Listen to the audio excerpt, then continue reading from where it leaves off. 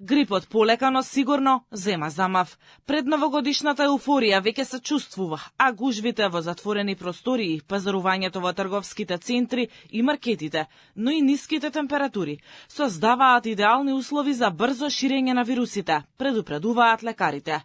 Ординациите се полни со болни пациенти, а се зголемува и бројот на хоспитализирани на инфективните оделенија во болниците.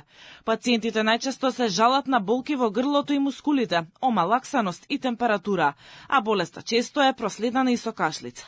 Матичните доктори алармираат дека пикот допрва доаѓа. Вирусот обично почнува од кај 15-20 декември да ги зголемува своите бројки, јануар веќе продолжува зголемувањето, без разлика што децата не се во училиште, тие баш заради празниците одат во посета на своји роднини, со другарчиња имаат контакт и слично.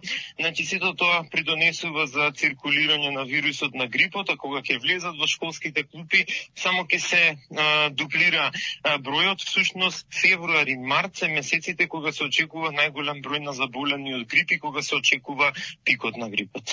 Најголема стапка на зараза со грип има кај возрастната група од 15 до 64 години. Доктор Георгиевски смета дека највнимателни треба да бидат децата и хронично болните.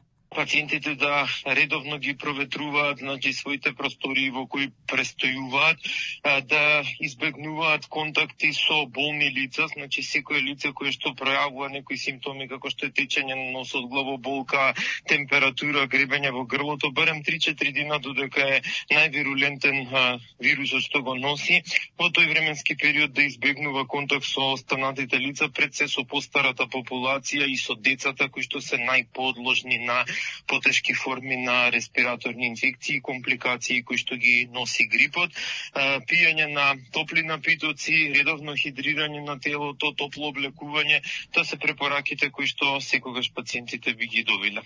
Според податоците на Институтот за јавно здравје, бројот на заболени од грип за една недела е зголемен за 25%. Од почетокот на сезоната се регистрирани 776 заболени од инфлуенца. Препораката од лекарите е почитување на мерките за заштита.